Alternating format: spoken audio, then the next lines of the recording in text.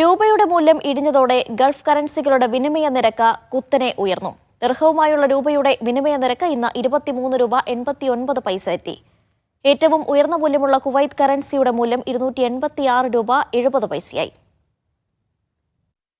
Indian കയറ്റുമതിക്ക് US ഉയർന്ന tariff ഏർപ്പെടുത്താൻ സാധ്യതയുണ്ടെന്ന പ്രചാരണത്തിന് പിന്നാലെയാണ് ഡോളറുമായുള്ള ഇന്ത്യൻ രൂപയുടെ വിനിമയ നിരക്ക് ഇടിഞ്ഞത്. അന്താരാഷ്ട്ര വിപണിയിൽ ക്രൂഡ് ഓയിൽ വിലയിലുണ്ടായിരുന്ന കുതിപ്പും രൂപയ്ക്ക് ആഘാതമായി. ഇതോടെ ഇന്ന് US ഡോളറിനെതിരെ ഇന്ത്യൻ രൂപയുടെ മൂല്യം ഈ വർഷം മാർച്ച് പകുതിക്ക് ശേഷമുള്ള ഏറ്റവും ദുർബലമായ നിലയിലേക്ക് താഴ്ന്നു. ഇന്നലെ രാത്രി 23 രൂപ 56 പൈസയായിരുന്ന ദിർഹത്തിന്റെ വിനിമയ മൂല്യം ഇന്ന് രാവിലെ 23 രൂപ 89 പൈസയായി. ഏറ്റവും ഉയർന്ന വിനിമയ മൂല്യമുള്ള കുവൈത്ത് ദിനാറിന്റെ വിനിമയ നിരക്ക് 286 രൂപ 70 പൈസയുമായി.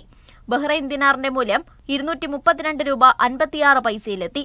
ഒമാനി റിയാൽ 228 രൂപ 8 പൈസയായി. റിസർവ് ബാങ്കിന്റെ അടിയന്തര ഇടപെടലുണ്ടായില്ലെങ്കിൽ രൂപ വീണ്ടും തളരാനാണ് സാധ്യതയെന്ന് വിനിമയ രംഗത്തുള്ളവർ സൂചന നൽകി. Media 1 Dubai.